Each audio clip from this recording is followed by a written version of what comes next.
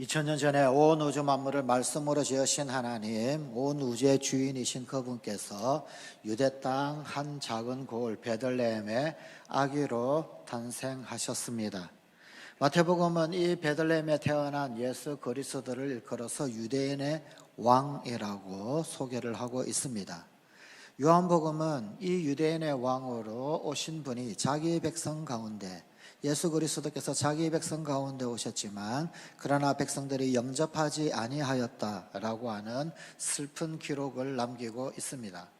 오늘 우리에게 주신 마태복음 2장 1절부터 12절까지의 이 말씀은 왕으로 오시는 아기 예수 그리스도를 맞이하는 세 종류의 사람들이 있었다라고 하는 것을 우리에게 보여주고 있습니다.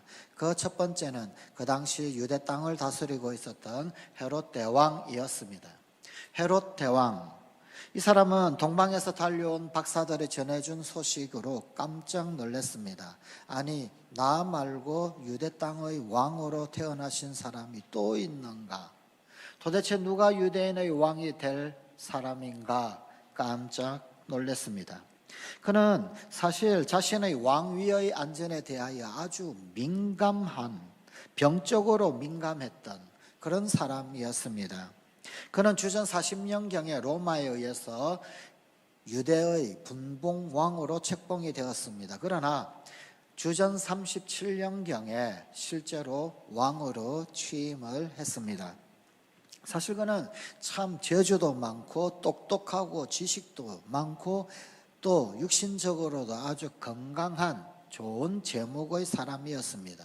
건축술에도 조예가 깊어서 세 번째 성전, 그러니까 첫 번째 성전 솔로몬 성전, 두 번째 성전이었던 스룹바벨 성전에 이어서 세 번째 성전, 소위 헤롯 성전이라고 일컬어지는 그 예루살렘 성전을 건축하기도 했던 그런 사람이었습니다. 그러나 이런 모든 면에서 뛰어나고 대단했던 사람, 그는 말년에 가서는 자기 왕위를 누가 빼앗아 가지는 않을까 전전긍긍하면서 살았습니다. 그래서 결국은 자기 자신의 아내 그리고 자기의 첫 아들인 도리스를 반역죄로 모방죄로 몰아서는 자기 왕위를 창탈하려고 한다, 그런 의심으로 그만 자신의 손으로 직접 처형을 하기도 했습니다. 이에서 그만두지 아니하고 더 나아가서는 둘째 아들마저도 자기가 죽기 1년 전, 헤롯 사망 1년 전에 역시 자신의 손으로 처단을 했던 그야말로 패역한 남편이요 패역한 아버지였습니다. 나중에 로마 황제가 되었던 아우구스투스 같은 경우에는 이 헤롯을 빗대어서 헤롯의 아들로 사느니 차라리 헤롯의 돼지 새끼로 사는 것이 훨씬 낫다라고 하며 비웃을 정도였었습니다. 이런 헤롯 왕 앞에 동방박사들이 나타나서 유대인의 왕으로 나신 이가 어디 계시냐라고 하는 물음을 던졌을 때 아마도 그에게는 청천벽력과 같은 그런 소식으로 들렸을 것입니다. 오늘 본문 8절 말씀입니다. 이르되 가서 아기에 대하여 자세히 알아보고 찾거든 내게 고하여 나도 가서 그에게 경배하게 하라. 그 아기를 찾게 되면 나에게도 좀 알려다오. 동방박사에게 이렇게 말하는 헤롯의 말. 그러나 이 말을 액면 그대로 고지곧대로 들으면 곤란합니다. 사실은 헤롯 그는 그 아기 역시 죽일 강교한 계획을 가지고 있었습니다. 자, 여기에서 자기의 이권, 자기 자신의 권력, 잠깐이면 사라져 없어져 버릴 그 권력에 집착하여서 만왕의 왕이요 구원의 주이신 예수 그리스도를 향하여 정면으로 대드는 한 불쌍한 인간의 모습을 목격합니다. 자신이 귀한 것이라고 여기는 그것을 놓지 않기 위해서 더 엄청난 선물, 영원한 생명, 영생의 선물을 가져오시는 예수 그리스도를 거절하고 죽이려 달려든 불쌍한 사람을 봅니다. 기껏 10년을 못 가는 그 썩은 권력을 유지하기 위해 생명의 줄을 오히려 거절하는 어리석은 사람의 모습을 발견합니다. 오늘날에도 이 헤롯과 같은 모습의 사람들, 잠깐 있다가 사라질 안개와 같은 것, 그것 부여잡고 그것 놓치지 않으려고 애쓰는 사람들, 그것이 없으면 모든 것이 끝장나는 것인 양 그저 두려워하는 사람들. 그래서 더 놀라운 선물을 주시기 위해서 우리 가운데 오시는 예수 그리스도, 영원한 생명, 영생의 선물을 주시기 위해서 오신 그 예수 그리스도를 거절하는 불쌍한 사람들이 이 땅에도 얼마나 많이 있는지 모릅니다. 왕관을 쓴 채로는 생명의 주를 만날 수 없습니다. 내가 누리는 그 모든 것을 다 그대로 소유하면서 거기에다가 덧대어서 영생의 선물을 받아들 수는 없는 것입니다. 나의 모든 이 땅의 육체적 소욕을 포기하지 않고서 그 위에 더하여 천국까지도 소유할 수는 없는 것입니다. 신앙은 모두를 주고 모두를 받는 것입니다. 혹 잘못된 왕관이라고 한다면 기꺼이 그 왕관을 벗어 던져야 합니다. 잘못된 왕관이라면 권능의 하나님 앞에 그것을 기꺼이 벗어 던질 결단 없이는 생명의 주를 만날 수는 없습니다.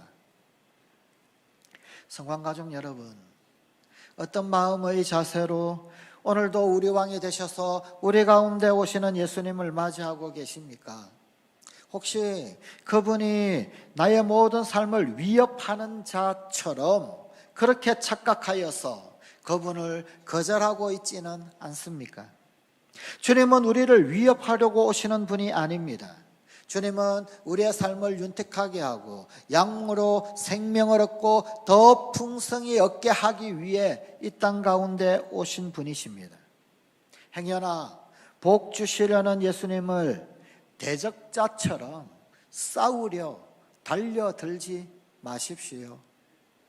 믿음으로 그분을 환영하며 영접하며 그분께서 주시고자 하시는 그 영생의 선물을 오롯이 받아 누리십시오. 여기 두 번째 부류의 사람이 나타납니다. 두 번째 종류의 사람들은 그 당시 아기 예수님의 탄생 소식을 듣고 그 정확한 탄생 장소를 성경에서 찾아내었던 그 유식한 제사장, 서기관들입니다. 오늘 본문 6절은 이렇게 기록하고 있습니다. 또 유대 땅 베들레헴아, 너는 유대 고을 중에서 가장 작지 아니하도다. 내게서 한 다스리는 자가 나와서 내 백성 이스라엘의 목자가 되리라 하였음이니이다. 이 말씀은 미가서 5장 2절의 말씀을 찾아서 제사장과 서기관들이 도대체 어디에서 메시아가 탄생할 것인가 라고 하는 질문에 대하여 바로 여기입니다, 베들레헴입니다 라고 콕 찍어서 대답을 하고 있는 장면입니다. 그들은 미가서 5장 2절의 이 말씀을 잘 알았습니다. 베들레헴에서 메시아가 탄생할 것이다 라고 하는 사실을 잘 알았습니다. 대제사장들, 서기관들, 그들은 너무나 율법을 잘 알았습니다. 예언의 성취에 대하여서도 아주 분명하게 잘 알고 있었습니다. 그러나 바로 여기에 그들의 문제가 있었습니다. 그들은 성경을 알았습니다. 메시아도 알았습니다. 메시아가 탄생할 장소까지도 정확히 잘 알았습니다. 그러나 그럼에도 불구하고 그들은 그 예언의 말씀을 심각한 것으로, 이 예언의 말씀을 정말 깊이 받아들여서 심각한 그 말씀을 믿지를 않았단 말입니다. 태어나신 메시아를 찾아가 경배하려고 하지도 않았습니다. 그들은 지식은 있었으나 행함이 없었습니다. 그들은 알기는 했습니다. 하지만 액션이 없었습니다. 한 교도소의 교도관이 죄수들, 범죄자들이 계속해서 죄를 짓는 것은 무지하기 때문이다, 몰라서 그런 것이다 라고 생각을 했습니다. 그래서 자기가 감시하고 있는 죄수들, 그 가운데서 문맹자들, 그들에게 그를 가르치기 시작했습니다. 아는 것이 힘이다. 아는 것이 힘이다. 그렇게 강조를 하고 그렇게 되뇌이도록 만들고 모르는 그 글자 알아야 한다. 글씨를 알고 쓰고 깨우쳐 주었다고 합니다. 문명이었던 죄수는 교도소에서 그를 깨우치게 되었습니다.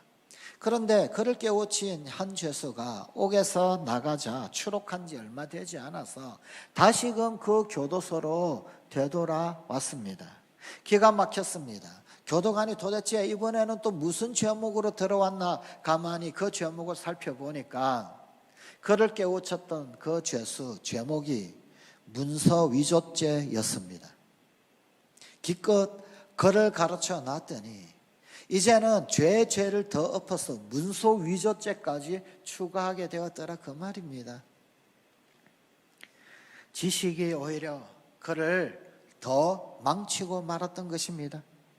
알면 뭐합니까? 성경을 일만독을 하면 무슨 소용이 있습니까? 어느 교계의 원로 목사님이 이런 말씀을 하신 것을 읽었습니다. 오늘날 한국 교회의 성도들은 아는 것이 너무 많아서 탈이라는 것입니다. 머리만 너무 커져서 문제입니다. 교회는 원칙도 많고 기준도 많고 법도 많습니다. 그러나 행하는 사람이 별로 없습니다. 사랑하라라고 하는 말은 많이들 하고 있습니다. 또 많이 듣습니다. 그러나 정작 사랑하는 사람은 많지 않습니다. 기도에 대해서 참으로 많은 말들을 하지만 그러나 정작 무릎을 꿇어 기도하는 사람은 많지 않습니다. 이것이 문제라는 것입니다. 배워야죠. 맞습니다. 많이 배워야 합니다. 그러나 머리로 배우는 것이 아니라 이제는 몸으로 배워야 합니다. 로마서의 말씀 중요합니다. 이신특이 믿음으로 구원을 얻고 의롭게 함을 얻는다. 얼마나 놀라운 복음의 말씀입니까? 그러나 야고보서를 통해서 행함도 배워야 합니다. 사랑하는 성관가족 여러분, 겉과 속이 다른 외식하던 바리새인들, 성경학자들, 대제사장, 서기관들, 그들처럼 알기는 하지만 아는 것을 하나도 몸으로 드러내지는 못하는, 실천하지 않는 그런 어리석은 삶을 살지 않도록 하십시다. 오직 하나님 앞에 바로 서고 깨닫는 만큼 그렇게 살아가는, 깨닫는 만큼 순종하는, 깨닫는 만큼 더욱 절실하고 진실하게 살 수 있는 그런 주의 백성이 되십시다. 셋째로 수말리 동방에서 달려온 동방박사들을 볼 수 있습니다. 이들은 아마도 별을 보던 점성가들이었을 것이다, 그렇게 여겨지는데, 이들은 페르시아의 박사들, 소위 페르시아에서 마기라고 불리던 별을 연구하던 점성술사들이었습니다. 그런데 별 하나 바라보고 그 먼 길을 달려온 것입니다. 어떤 학자의 해석에 의하면 이후에 헤롯 왕이 2세 미만의 영아들을 다 죽이라 라고 하는 명령을 내린 것으로 보아서 아마도 페르시아에서 그 별빛을 보고 출발했던 이 동방의 박사들, 이 예루살렘에 도착하기에까지 2년 정도의 시간이 걸렸을 것이다. 그러니 그 별을 처음 보았을 때부터 해서 2세 미만, 그 미만의 아이들을 죽이라고 그렇게 헤롯이 명한 것이다. 이렇게 해석을 하는 학자들이 있습니다. 혹 이것이 맞다라고 한다면, 그러면 이 동방 박사들이 예수님께서 태어나신 지 2년 만에 예루살렘에 도착했다라고 한다면, 그렇다라고 한다면 그들은 예수님께서 태어나실 때 보았던 그 별빛을 보고는 2년이나 헤맸던, 그들의 여정은 결코 짧은 간단한 여정이 아니라 2년 동안이나 헤매던 여정, 2년 동안이나 여행을 했던 동방박사들, 그들은 보통의 열정으로 주님을 맞이한 것이 아닙니다. 수년을 기다리는 인내와 왕으로 오신 그 주님을 반드시 만나고야 말겠다라고 하는 불타는 열정으로 달려온 것입니다. 단번에 죽어서 애국자가 되기는 참 어쩌면 쉬울런지 모릅니다. 그러나 살아있으면서 애국자가 된다라고 하는 것은 결코 쉬운 일이 아닙니다. 그저 목이 베여서 혹은 아니면 총살에 그냥 단번에 처형을 당해서 충신은 많이 나타날 수 있습니다. 그런데 오랜 세월 회유를 하고 설득을 하였을 때 전향자들이 많이 나타나지요. 배신자들이 나타나지요. 참 이상한 것은 죽은 자들은 다 충신으로 남습니다. 그런데 살아남은 자들은 이상하게도 배신자들이 많이 있더란 말입니다. 신앙도 마찬가지입니다. 믿음의 길은 끝까지 가야 하는 길입니다. 한번 찐하게 가고 끝하면 참 좋겠는데 두고 끝까지 가야 하는 길, 그 끝까지 충성을 지키고 끝까지 마음을 지키고 그 끝까지 신실하고 그 끝까지 하나님 신뢰하는 것, 그게 그렇게 쉽지 않더란 말입니다. 하다가 중도에 그만두면 그야말로 시작하지 아니함만 못합니다. 그 동방박사들은 수말리 타국에서 페르시아에서 아기 예수 경배하기 위해서 이름도 모르고 주소도 모르면서도 무작정 그 별빛 하나 바라보고 그 별빛 인도 받고 사모함 그것만 가지고 이렇게 쫓아왔습니다. 갈등이 왜 없었을까요? 왜 없지 않았을까요? 야, 이만큼 헤매었으면 되었지, 그만 돌아가자. 얼마나 추웠겠습니까? 얼마나 더웠겠습니까? 얼마나 고단한 여정이었겠습니까? 집 떠난 여행도 좋아하는 사람이라도 한두 달이지 2년? 그게 쉬운 여정이었겠습니까? 어쩌면 좀 더 편하고 싶고 좀 더 안락하고 싶지 않았겠습니까? 후에 아기 예수께 황금과 유향과 모략을 예물로 바치는데 그것 조금 더 좋은 숙소에서 좀 더 편안한 여행하려고 황금 조금 내다 팔고 싶은 마음, 유향 조금 내다 팔고 싶은 마음, 모략 조금 떼어다가 팔아서 좀 더 편하게 여행하고 싶은 그런 마음이 왜 없었겠습니까? 그러나 여기에서 진정한 믿음의 백성들에게 있어야 할 열정을 봅니다. 인내를 봅니다. 믿음을 봅니다. 포기하지 않는 불굴의 의지를 봅니다. 예수님의 천국 비유 중에서 좋은 진주를 찾는 장사에 관한 비유가 있습니다. 한 장사꾼이, 한 상인이 가장 크고 값진 진주를 발견을 합니다. 그래서 돌아가서는 자기 집의 모든 소유를 다 팔아다가 챙겨와서 결국은 그 진주를 샀다라고 하는 그 이야기. 큰 기쁨으로 그것을 구하기 위해서 자신의 전 소유를 다 팔아서 진주를 산 것. 예수님 뭘 말씀하시는 걸까요? 결국 이런 말씀 아닌가요? 전 소유를 팔아 추구하는 열망이 없이는 결코 하나님 나라를 얻을 수 없습니다.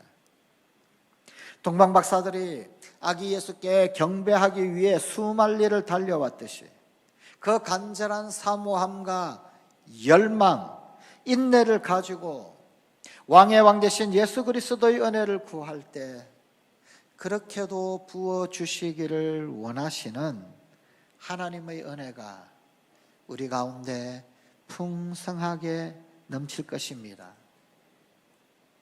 또다시 성탄의 계절을 맞이합니다. 어떻게 예수 그리스도를 경배할까요? 어떻게 예수 그리스도를 경배하시겠습니까? 헤롯처럼 왕관을 쓴 채로는 생명의 주를 만날 수 없습니다. 신앙은 모두를 주고 모두를 받는 것입니다. 혹시 나에게도 헤롯처럼 왕관이 있다라고 한다면 기꺼이 그 왕관을 벗어서 생명의 주를 경배하고 환영하십시다. 대제사장 서기관처럼 외적으로는 화려하나 그러나 행함의 능력이 전혀 없는 창백한 지식으로는 생명의 주를 만날 수 없습니다. 배우십시다. 배워야 합니다. 많이 배우십시다. 그러나 머리로 배우는 것이 아니라 몸으로 배웁시다. 로마서도 중요합니다만 그러나 야고보서를 통해서도 행함도 배우십시다. 무엇보다 아기 예수께 경배하기 위해 페르시아로부터 수만리 그 별빛을 쫓아 달려왔던 동방박사들을 봅시다.